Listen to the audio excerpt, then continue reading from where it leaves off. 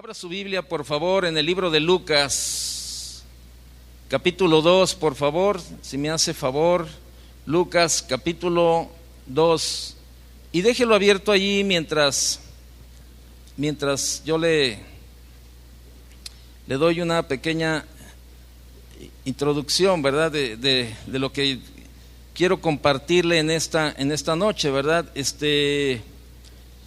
Yo creo que muchos de ustedes vivieron situaciones como las que viven normalmente todo niño, ¿verdad? Que vive con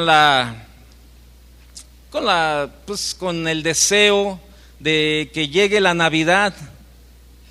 Y pues cuando a uno le dicen, oye, no, pasaba uno por el centro o por los aparadores, ¿verdad? Nosotros vivimos por ahí, por el lado de la Colonial, ahí en Colón 710, ¿se acuerda? El anuncio de la Colonial, Colón 710 en Mexicalcingo, por ahí nosotros vivíamos. Y bueno, pues desde el mes de octubre comenzaban a arreglar los aparadores y pasaba uno por ahí, veía los juguetes y decías, ay, quiero y le decía uno a los papás, ándale no, espérate, que te lo traiga, ¿quién? El niñito Dios, le decían a uno, no, y luego bueno, algunos ya más gringos, no, decían, espérate, deja que llegue Santa Claus y él te lo va a traer, ¿verdad? Y le llenaban a uno de historias como ese tipo. Pasaba la Navidad y luego después llegaban los días de enero y te decían, no, espérate que te lo traiga, ¿quién? Los Reyes Magos, ¿verdad? Todas esas historias, yo creo que todos las vivimos, ¿verdad? ¿Y qué va pasando, no? Cuando van pasando los tiempos, que nos vamos dando cuenta, ¿verdad? Que pues eran los papás, porque bueno, a lo mejor algunos se van a salir de aquí decepcionados cuando le diga que Santa Claus no existe, ¿verdad? Porque a lo mejor algunos todavía creen en eso, pero nos dábamos cuenta, ¿verdad? Entre más íbamos creciendo, ¿verdad? Y se volvía un inquieto. Y luego tú decías, caray, a ver, ¿a dónde van los papás? Y luego los veías que llegaban con una caja y te decía, ¿qué traes ahí? No, nada, un encargo, vete a jugar, córrele. Y los escondían allá en el closet, entre la ropa, los zapatos y todo ese tipo de cosas, ¿verdad? Los regalos. Y entonces, pero pues uno bien metichillo ahí desde niño, que le gustaba andar buscando por todas partes, ¿verdad? Pues encontraba uno por allí y luego veías tú el carrito que sabías que te gustaba y que te iban a regalar, y tú decías, ¿y qué onda? Entonces no es cierto, no es el niñito Dios, no es el Santa Claus, no es esto, son los papás los que te compran los regalos. Y todas esas historias le van formando a uno en el crecimiento durante la niñez y principalmente en la niñez, ¿no? Y muchas veces nos quedamos con esas ideas de niño. Y vamos a hacer un pequeño ejercicio. Quiero que usted haga una lista, por ejemplo, en su mente, claro, ¿verdad? Aquí rápidamente, de 5 cosas que usted que más asocia con la Navidad. Yo no tengo duda que la primera cosa que usted asocia con la Navidad, ¿qué es? El nacimiento de Cristo, el nacimiento de Jesús, ¿verdad? Pero después de esa cosa tan importante donde usted asocia la Navidad, ¿con qué la sigue asociando? Las otras 4, ¿qué serían? Pues los regalos, la cena, las vacaciones, y comienza uno a darle vuelta, ¿no? Entonces piensa en los regalos que quieres comprarles a tus hijos, a lo mejor el regalo que tú quieres pedir, y después quizás pensaste en relacionas la Navidad, bueno, si eres muy fantástico y viste muchas películas con Santa Claus y los duendes y el Polo Norte y el reno con la nariz roja, ¿verdad? Que se llamaba Rodolfo, según esto. Y cuando celebramos la Navidad muchas veces tenemos en mente algunas cosas que realmente tienen que ver con lo que estamos celebrando y otras cosas que son leyendas o mitos, ¿no? Por ejemplo, pues lo que le decía de Santa Claus o San Nicolás, ¿verdad? Con mucha gente lo conoció, ¿no? Pero él no tiene nada que ver, ¿verdad? Con lo que es realmente la Navidad. Y como adultos ya mayores lo entendemos. Y creo que no le estoy divulgando ningún secreto, ¿verdad? Al decirles que pues Santa Claus no existe, ¿verdad? El problema es cuando hay algunas partes de nuestra celebración de la Navidad que son historias inventadas, como las que vivimos de niños, podemos llegar a pensar que todo lo es, que todo es inventado. Nos inventaron los papás que era el niñito Dios, que era Santa Claus y todo. Nos inventaron todo ese tipo de cosas, ¿verdad? Y bueno, muchos se las creyeron, después crecieron y ya vieron que no es cierto. En otras palabras, así como Santa Claus es una historia bonita para entretener a los niños, ¿verdad? Pero no tiene nada que ver con la realidad. Muchas veces podemos pensar lo mismo del nacimiento de Jesús. Ay, qué bonita idea, algo muy inspirador, algo lindo, pero no algo verdadero, cuando es algo que realmente sucedió. Y muchos no han cambiado esa percepción. Se quedaron con las historias, con los mitos y con las fantasías de niños, ¿verdad? Y muchas veces han crecido con esas historias y muchos no han creído en la verdadera Navidad, en el nacimiento de Cristo, porque se quedaron allí. Sin embargo, cuando leemos la historia, ¿verdad?, de la primera Navidad en las páginas de la Biblia, Dios nos lo presenta como algo completamente histórico. Y no es uno de esos famosos cuentos de érase una vez. O sea, no comienza, esta historia que vamos a leer en la Biblia no comienza así. Érase una vez, ¿verdad?, una historia de un niño que nació. No. Vea lo que dice capítulo 2, verso 1. Vamos a usted y yo a leer estos versículos. Aconteció en aquellos días que se promulgó un edicto de parte de Augusto César, que todo el mundo fuese empadronado. Este primer censo se hizo siendo Cirenio gobernador de Siria, e iban todos para ser empadronados, cada uno a su ciudad. Y José subió de Galilea, de la ciudad de Nazaret, a Judea, a la ciudad de David, que se llama Belén, por cuanto era la casa y familia de David, para ser empadronado con María su mujer, desposada con él, la cual estaba encinta. Y aconteció que estando ellos allí, se cumplieron los días de su alumbramiento, y dio a luz a su hijo primogénito, y lo envolvió en pañales, y lo acostó en un pesebre, porque no había lugar para ellos en el mesón. Vamos a leer hasta ahí. Cuando leemos estos versículos, ¿verdad? Lucas fue un historiador, el evangelista Lucas fue un historiador muy cuidadoso.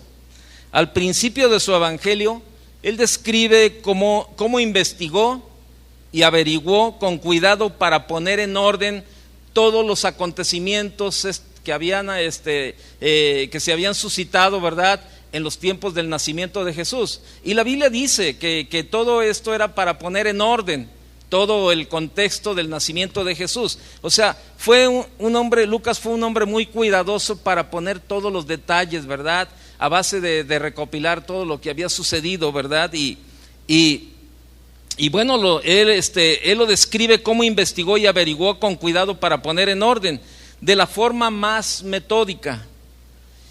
Los eventos, él comienza a compartir los eventos de la vida de Jesús, ¿verdad? Y cuando nos relata la historia de su nacimiento, nos dice cuándo fue. Y Lucas nombra al emperador romano que dio la orden de levantar el censo que llevó a José y María a Belén. Usted puede abrir cualquier libro de historia y leer acerca de Augusto César y se va a encontrar que es una figura histórica, que sí verdaderamente existió Augusto César. Y sabemos ahí a través de la historia cuándo vivió y cuándo murió, cosa que con otro tipo de fantasías no podemos tener nada, porque todo usted lo va a encontrar en los libros de fábulas, de cuentos y de todo ese tipo de cosas. Pero si nos vamos a la historia podemos ver los registros que existen a través de todo lo que estamos hablando. También la historia tiene algunos registros, aunque son incompletos, de Cirenio que gobernó en Siria, pero ahí están. La historia también nos habla acerca de Cirenio que gobernaba en Siria en el tiempo del nacimiento de Jesús.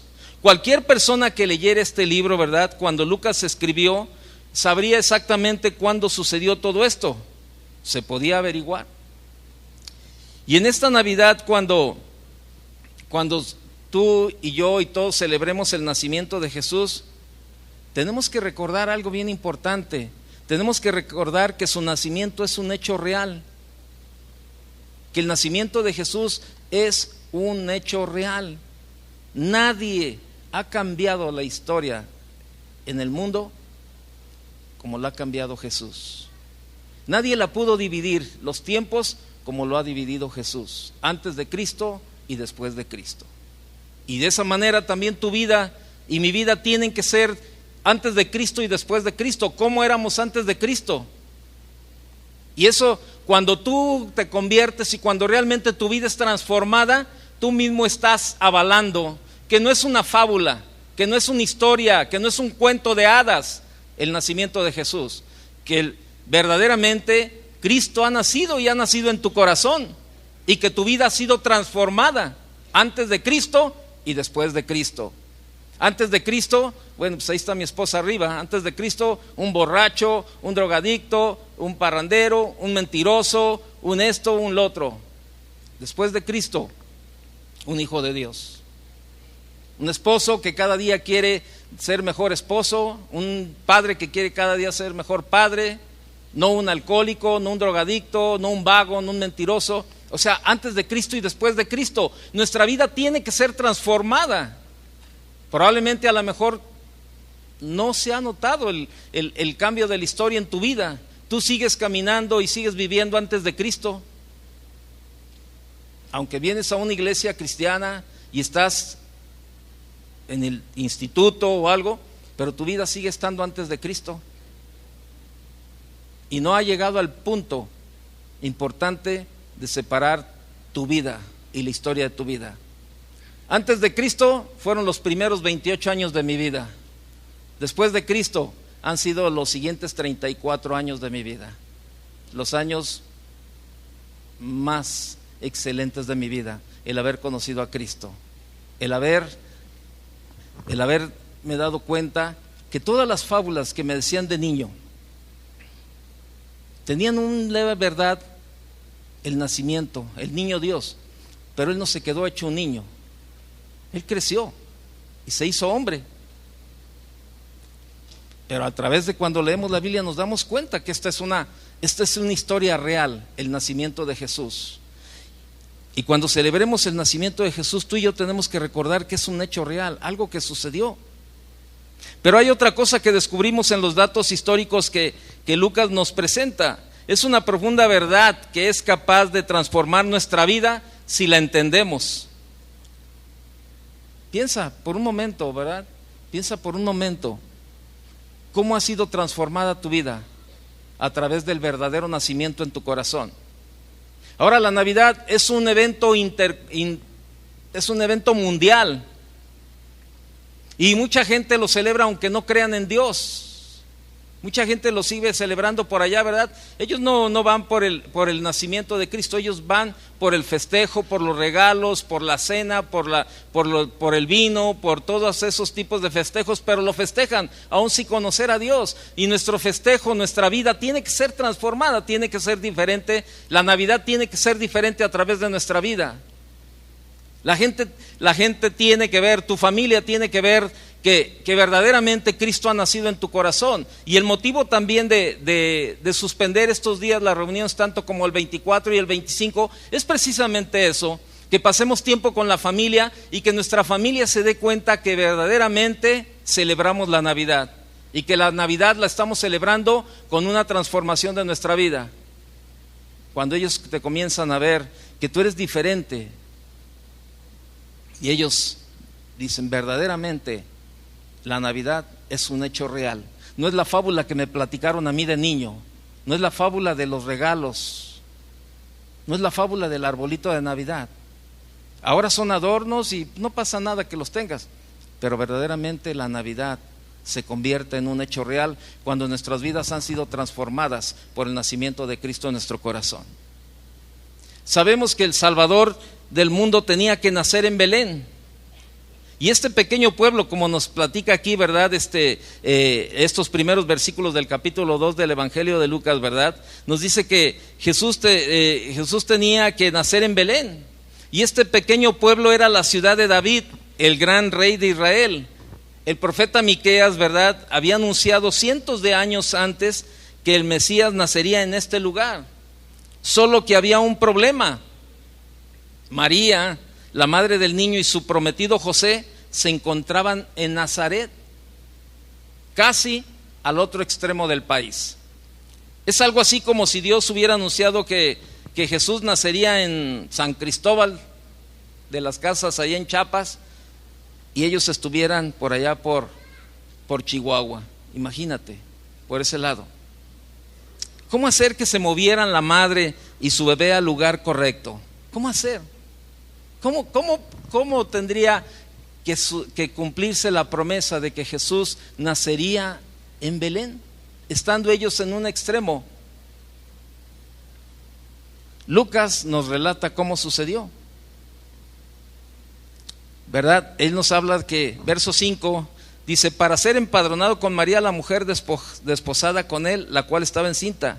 O sea, el verso 4 dice: José subió de Galilea, de la ciudad de Nazaret, a Judea, a la ciudad de David, que se llama Belén, por cuanto era de la casa y familia de David, para ser empadronado. Fíjate qué tremendo, ¿no? El hombre más poderoso, fíjate bien, el hombre más poderoso del mundo de aquel entonces era el César de Roma. Este hombre anunció que todos tendrían que ser contados, que habría un censo, que se haría un censo y todos debían contarse en sus pueblos, Este hombre, Augusto César, no conocía a Dios. Al contrario, Augusto César, él declaró que su padre adoptivo, Julio César, había sido un dios. Ese era el concepto que él tenía. Si conocía algo de Dios de los judíos, no le prestaban atención. Oiga, qué tremendo.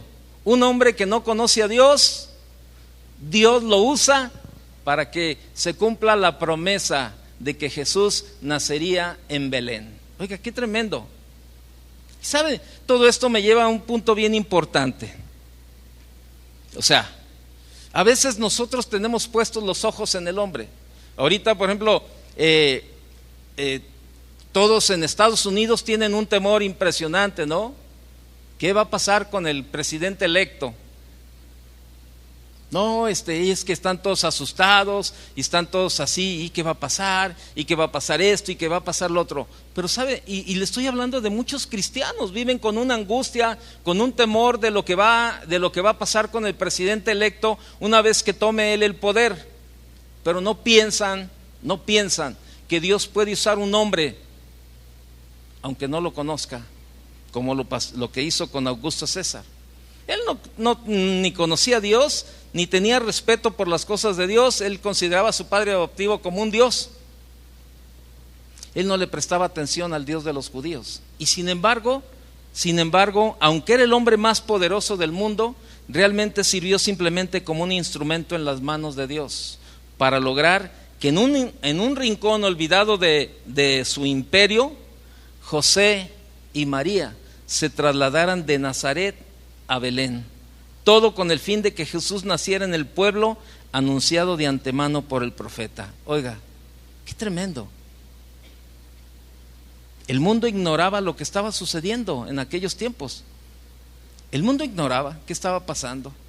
Todo el mundo ha de haber visto: oye, pues va a ser un censo en tal parte y tienen que acudir todos al pueblo de donde son para ser contados. Pues la gente a lo mejor, pues normalmente, bueno, pues ni modo, pues vámonos hasta el pueblo, ¿no? A lo mejor vamos a andar de vacaciones, ¿no? Es como si tú ahorita a lo mejor estás aquí y eres de Sinaloa y el presidente dice: bueno, vamos a hacer un censo, pero todos tienen que regresar al lugar donde nacieron. Tú dices: ay, híjole, no, pues hasta Sinaloa, no, pues yo hasta Sonora, no, yo soy de acá de Chiapas. Dices: bueno, pues total, ¿verdad? Sirve que la agarro de vacaciones y voy y me empadrono y me doy la vuelta y todo. Nadie sabía lo que estaba pasando.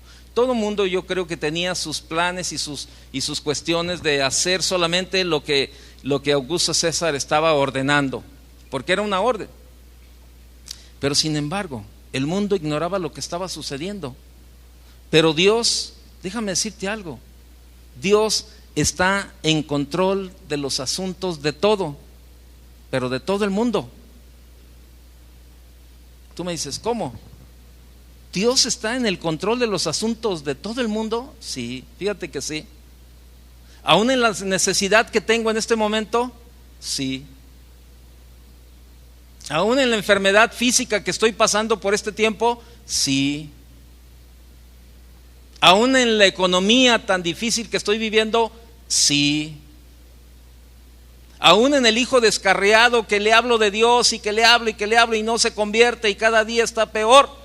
Sí, déjame decirte que sí, Dios tiene el control. ¿El problema cuál es? Que no le creemos. Que creemos más lo que vemos que lo que la Biblia nos enseña y que la palabra de Dios nos enseña. ¿Que Dios tiene el control de los asuntos que estás pasando? Sí, déjame decirte que sí. Y no nada más los tuyos, de todo el mundo. De todo el mundo.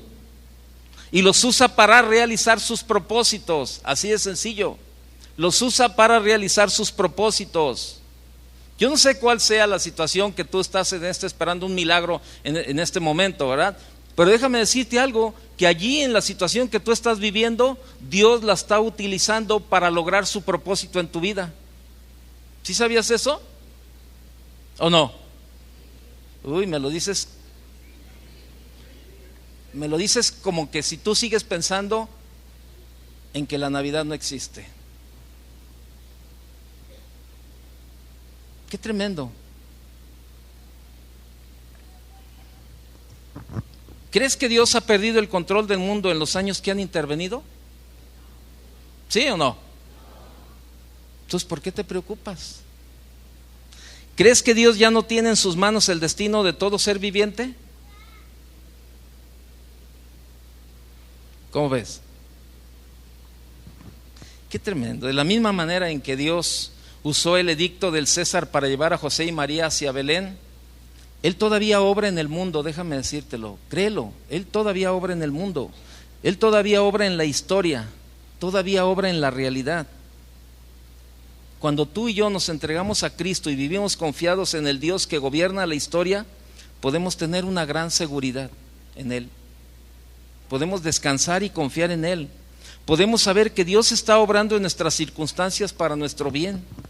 Aun cuando no lo entendamos, aun cuando no podamos ver el por qué, podemos saber que Dios está obrando. Yo hace unos días te decía, ¿no? Probablemente tú estás orando por tu hijo y le estás hablando y le hablas del Evangelio y le hablas de Cristo y todo eso, pero tu hijo no te oye. Pero yo te decía una parte bien importante, probablemente tu hijo no te oiga, pero Dios sí te oye. Dios sí te oye lo que tú estás clamando. Yo te pregunto, ¿realmente vives con esa confianza? ¿Vives con esa confianza? ¿Vives con esa seguridad de que Dios tiene el control de tu vida? Y en esta Navidad Dios te invita a descansar en su soberanía. Dios es soberano. ¿Qué significa soberano? El que no tiene que darle cuentas a nadie. Y Él hace las cosas como Él quiere. Y que no cumple caprichitos, ¿verdad? Pero vamos a la segunda parte. Ve conmigo a Lucas capítulo 2, por favor. Ahí en el verso 8, por favor. Había pastores en la misma región que velaban y guardaban las vigilias de la noche sobre su rebaño. Y he aquí, se les presentó un ángel del Señor y la gloria del Señor los rodeó de resplandor y tuvieron gran temor. Pero el ángel les dijo: no temáis, porque he aquí os doy nuevas de gran gozo, que será para todo el pueblo, que os ha nacido hoy en la ciudad de David un Salvador, que es Cristo el Señor. Esto os servirá de señal: hallaréis al niño envuelto en pañales, acostado en un pesebre. Y repentinamente apareció con el ángel una multitud de las huestes celestiales que alababan a Dios y decían: gloria a Dios en las alturas y en la tierra paz, buena voluntad para con los hombres. Sucedió que cuando los ángeles se fueron de ellos al cielo, los pastores se dijeron unos a otros: pasemos pues hasta Belén y veamos esto que ha sucedido y que el Señor nos ha manifestado. Vinieron pues apresuradamente y hallaron a María y a José y al niño acostado en el pesebre, y al verlo dieron a conocer lo que se les había dicho acerca del niño, y todos los que oyeron se maravillaron de lo que los pastores le decían. Pero María guardaba todas estas cosas, meditándolas en su corazón. Y volvieron los pastores glorificando y alabando a Dios por todas las cosas que habían oído y visto como se les había dicho. ¿Sí? Fíjate, volvieron los pastores glorificando y alabando a Dios por todas las cosas que habían oído y visto como se les había dicho. Cuando Dios escogió a quienes les daría a conocer que su hijo había nacido, eligió a unos humildes pastores que cuidaban sus rebaños por la noche, fíjate. ¿Por qué a los pastores? ¿Por qué no a unos panaderos o a unos pescadores? Quizás ellos eran los únicos que estaban despiertos a altas horas de la noche. Pero hay otra razón. Los pastores eran personas humildes. La gente los consideraba maleducados y pobres. Ser pastor de ovejas no era una profesión deseable o respetada. Y ¿te acuerdas? 1000 años antes había sido precisamente del pastizal de las ovejas, ¿verdad?, que Dios había sacado al joven David para que Samuel lo ungiera rey sobre Israel. Y aquí hay algo bien tremendo. Podemos ver cómo Dios toma una vida ordinaria y la convierte en una vida extraordinaria. Vidas de gente ignorada por la sociedad y las vuelve de verdad extraordinarias. Y él tomó la vida ordinaria de David, por ejemplo, un simple pastor de ovejas, y lo convirtió en un rey extraordinario. Ahora había nacido el verdadero rey, descendiente de David, y nació en una forma muy común, en un establo, pero sin embargo lo que él vino a hacer fue algo extraordinario, a ser el Rey de Reyes, el Señor de señores, habiendo nacido en un pesebre, en un establo, en algo común, en algo despreciable. Sin embargo, él fue y es y seguirá siendo el Rey de Reyes y Señor de señores. El verdadero nacimiento de Cristo es algo extraordinario, y tiene que ser, ese verdadero nacimiento extraordinario tiene que ser en tu vida. Pero vino para hacer algo todavía mucho más extraordinario: salvar al mundo de sus pecados. Para ser testigos de este evento, ¿verdad?, Dios también llamó a otros pastores de ovejas de su lugar en el campo para mostrarles la gloria de su hijo recién nacido. Y sabes, yo creo y pienso que ninguno de nosotros quiere tener una vida simple, una vida ordinaria, una vida que se conforme con la vida que llevamos. En el mundo la gente busca de 1000 maneras escapar de sus vidas ordinarias para tener al menos por un momento una vida extraordinaria, ¿verdad? No sé si usted se ha puesto a ver todos esos videos que suben en el YouTube y en el internet de cuates haciéndose bromas, filmándose, ¿verdad? O haciendo cosas de peligro porque quieren tener sus minutos de fama, ¿verdad? O que están ahí grabándose y que saltan y que se caen en otro lado y la gente ríe y luego lo suben para que tengan esos minutos, ¿verdad?, de fama, ¿verdad? Algunos tratan de ser estrellas en el YouTube y así tener esos minutos de fama. Otros se identifican, ¿verdad?, con alguna estrella de la música o del cine para sentir el reflejo de la grandeza del personaje, ¿no? Pero, y así, ¿no?, la mayoría, ¿no? Entonces, otros sienten la necesidad de menospreciar a otros para sentirse más. Pero ninguna de estas cosas realmente funciona. La fama se va y pasa la gente al olvido. Solo en Dios podemos tener vidas que realmente salen de lo ordinario. ¿Sí? Qué tremendo, ¿no? Cuando vemos vidas que fueron transformadas por Dios, vidas que fueron transformadas totalmente por Dios, ¿verdad? Cuando vemos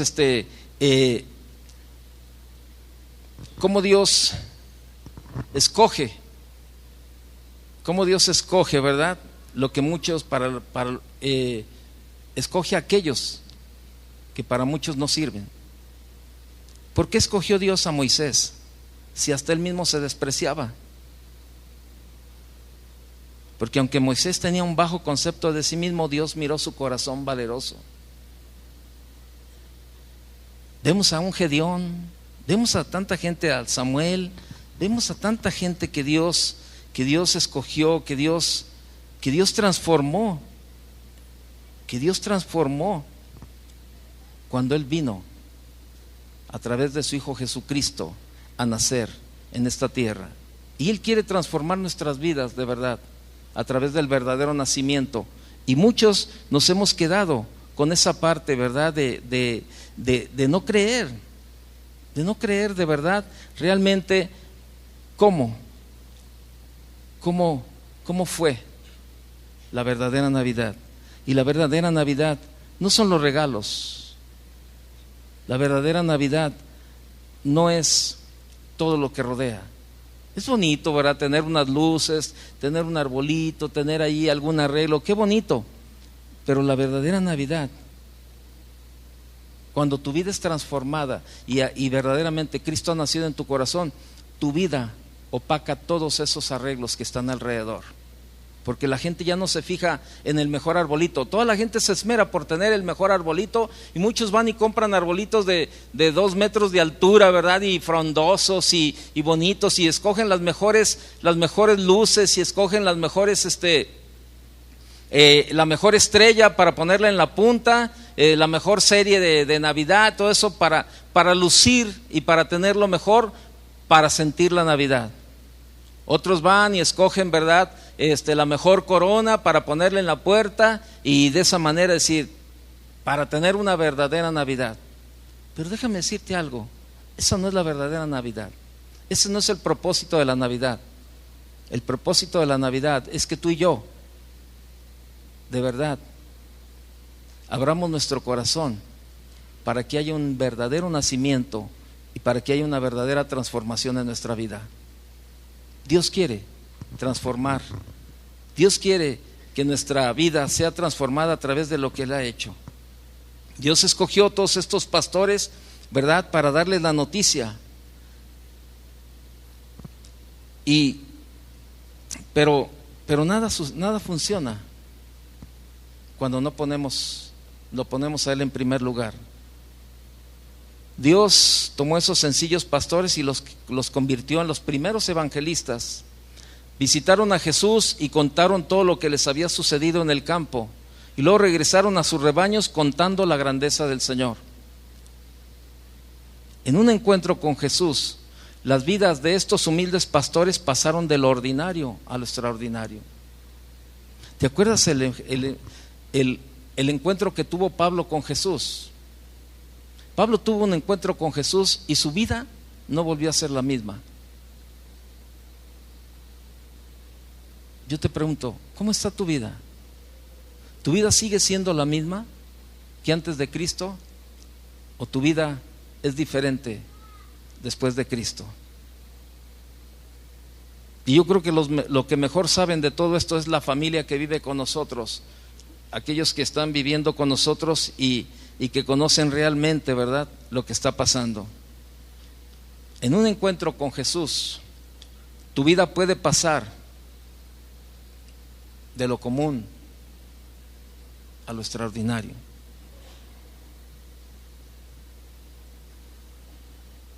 No, Él no te promete riquezas o no te promete fama mundial, pero Él te promete algo mucho mejor.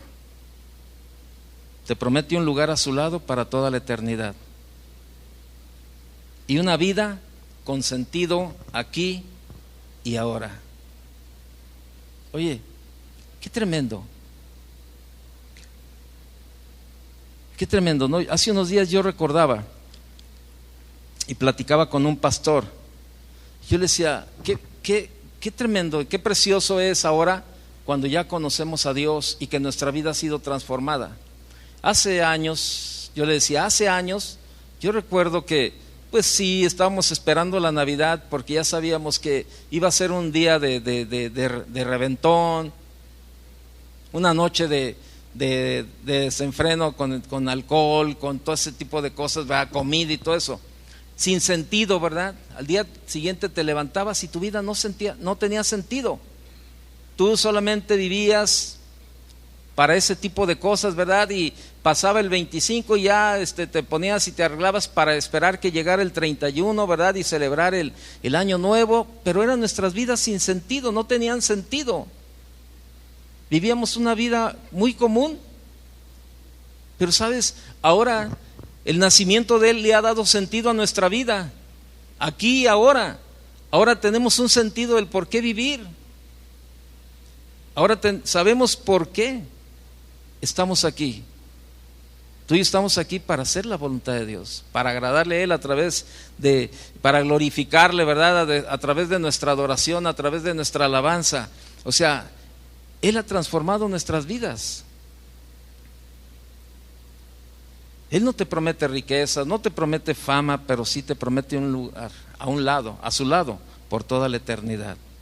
Y una vida con sentido aquí. Y tienes que aprovecharlo. Cuando estos pastores de ovejas conocieron a Jesús, no pudieron contenerse. Tenían que contarles a los demás lo que habían visto y lo que habían oído. Yo te pregunto, ¿te has encontrado con Jesús realmente? ¿Le has dado el control de tu vida?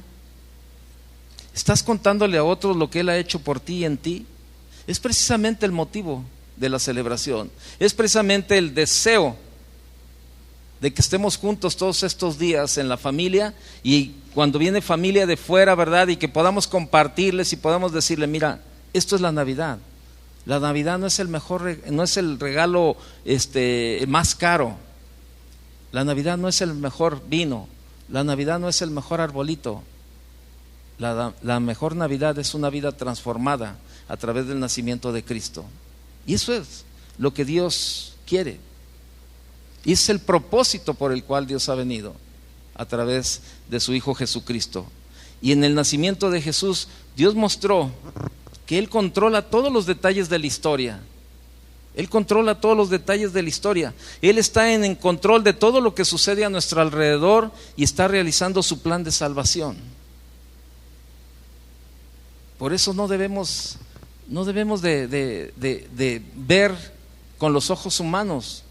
Debemos de esperar que se cumpla el plan y el propósito de Dios. Yo platicaba hace unos días, ¿verdad? Estaba con un pastor de Estados Unidos y platicábamos de eso, porque toda la gente, te repito, vive con esa angustia de que ¿y qué va a pasar? Y las leyes de migración, ¿y qué va a pasar con esto? ¿Y qué va a pasar con lo otro? ¿Y qué va a pasar con acá? Y yo le decía, oye, Dios en ningún momento ha perdido el control. O sea, ¿quién no dice que Dios va a utilizar a este hombre para su propósito? Y lo mismo sucede con nuestras autoridades, ¿verdad? Con el gobierno, con todo lo que está pasando. En todo Dios tiene el control. La misma Biblia nos enseña que las autoridades fueron puestas por Dios, ¿o no? Que han sido establecidas por Él. Entonces, nuestra confianza debe de estar en Dios, no en lo que estamos oyendo. Ahorita tú agarras el periódico y te dicen, a partir del 30 de noviembre del 2017, las gasolinas, se libera el precio, y la gasolina, la de 14 pesos se va a ir hasta los 20 pesos, y probablemente el dólar a mediados del año que entra lo vamos a estar viendo a 30 pesos, ¿verdad? Mínimo 25 pesos. Y probablemente en tal fecha los precios de no sé qué van a subir, y van a subir aquí, van a subir acá. Sí, esto es todo lo que el periódico te dice y las noticias te dicen. Pero te pregunto, ¿Dios ha perdido el control de eso? No. En este pasaje vemos en el nacimiento de Jesús cómo Dios mostró que Él controla todos los detalles de la historia, y Él va a seguir controlando. Nada se sale fuera de su voluntad. Todo está dentro de su plan y de su propósito. Lo vemos cómo Dios permitió, ¿verdad?, que un hombre que no lo conocía fue usado. Según él, a lo mejor él hubiera pensado, pues se me ocurrió a mí poner este censo. Pero él no pensó, ¿verdad?, porque no conocía a Dios, que Dios había promovido que se hiciera un censo y que fueran contados para que se cumpliera su promesa de que Jesús naciera en Belén. Hasta en los mínimos detalles, Dios tiene el control. Cuando Jesús nació, Dios tomó esos humildes pastores y los convirtió, ¿verdad?, en evangelistas. Él también quiere tomar tu vida y la mía y convertirlas en algo extraordinario. ¿Qué es lo que todavía no le has entregado a Dios? ¿Qué parte de tu vida no le has entregado el control a Dios? A lo mejor tus angustias, tus problemas. ¿Qué es lo que está todavía ahí? Yo quiero tomar unos minutos para orar por ti. Y quiero que pienses realmente qué parte tú no has entregado al Señor. Y le has dicho: Señor, perdóname, porque he dudado. He dudado que tú puedas tener el control de esto, Señor. Perdóname porque, Señor, ha sido más grande, ha sido más fuerte lo que escucho allá afuera que lo que escucho a través de tu palabra. Y sabes, es tiempo de que tengamos una verdadera Navidad, creyendo y confiando en el plan y en el propósito de Dios para nuestras vidas. Cierra tus ojos un momento. Y si hay algo en lo que tú tienes que pedirle perdón al Señor por tu falta de fe y de confianza, y que has dicho: Señor, perdóname porque yo he dudado, Señor, que tú tengas el control de mi matrimonio, de mis hijos, de mi familia, Señor. Señor, perdóname porque he dudado que tú puedas sanarme, que tú puedas hacer este milagro, Señor, en mi vida.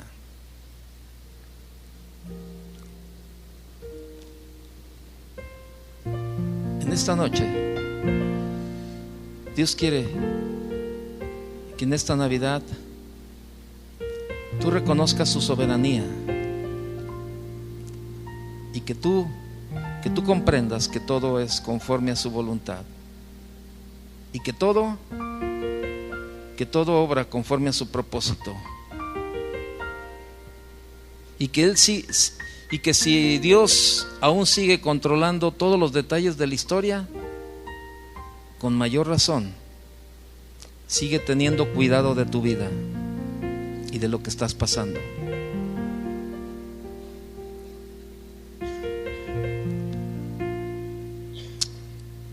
Si tú en esta noche quieres decirle: Señor, aquí estoy, perdóname, pero hoy,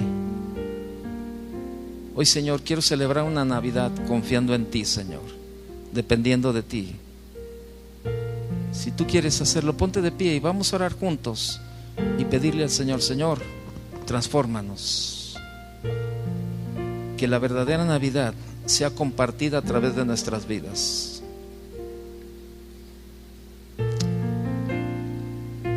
Yo veía algunas peticiones de oración en este momento y veo aquí, ¿verdad?, por la sanidad de un hombre que tiene cáncer en fase terminal, por sus hijos,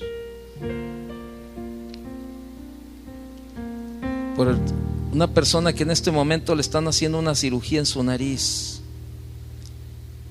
porque el Señor le levante y le fortalezca, que el Señor toque su corazón, por un milagro, por sanidad. Es una niña que está en depresión de 9 años, por amenaza de aborto, por una embolia que tiene meses, por sanidad, por trabajo. ¿Tú crees que Dios no tiene cuidado de cada una de estas necesidades? ¿Sabes? Él nos ha dado, Dios nos ha dado el mejor regalo en la Navidad. Él nos ha dado a su Hijo, nos ha dado el mejor regalo, que es el nacimiento de Cristo. Si nos dio a su Hijo, ¿no nos dará todas las cosas conforme a su voluntad que estamos pidiendo? Levanta tus manos, dile: Señor, gracias Gracias por este hecho tan extraordinario, Señor, de la Navidad. Porque ahora entiendo, Señor, que la Navidad no es una fábula. La Navidad no es un cuento de hadas, Señor, ni es un mito, ni es una leyenda. Es una historia real, verídica. Es una historia que cuando la vivimos se vuelve más real todavía, Señor. Cuando dejamos que Cristo nazca en nuestras vidas. Gracias, Señor, por el nacimiento de tu Hijo, Señor. Gracias, Jesús, por haber nacido y por habernos dado una vida y vida en abundancia, Señor. Gracias por el mejor regalo que hemos recibido en nuestra vida, que es el encuentro contigo, Señor. Gracias porque nada tiene más valor en esta vida que tu salvación, Señor. Tú no nos prometiste riquezas, tú no nos prometiste fama, pero tienes un lugar preparado para cada uno de nosotros contigo, Señor, en la vida eterna. Y tú viniste a nacer y en su tiempo a morir por nuestros pecados, Señor, a tomar nuestro lugar, Señor. Gracias por la Navidad. Gracias, Señor, porque ahora entiendo que la verdadera Navidad es cuando mi vida es transformada con tu nacimiento, Señor. Padre, te damos gracias, Señor. Muchas gracias, Padre. Gracias, Señor, por el nacimiento de Jesús. Que estos días de Navidad, Señor, tengamos la oportunidad de compartir y de evangelizar a aquellos que no te conocen, Señor. Más que con nuestras palabras, con nuestra vida, Señor. Porque les podemos decir a todo mundo, Señor, la historia de la Navidad. Pero si nuestra vida, Señor, no habla de los cambios, no tiene sentido, Señor. Permítenos, Señor, que en estos días de familia, Señor, días de convivencia en casa, podamos testificar que tú eres un Dios vivo, Señor, y que no te quedaste como un niño, que tú creciste y cumpliste con el propósito de Dios un día, de ir a esa cruz a tomar nuestro lugar. En el nombre de Jesús te damos gracias, Padre. Amén. Que Dios le bendiga, que tenga un buen tiempo.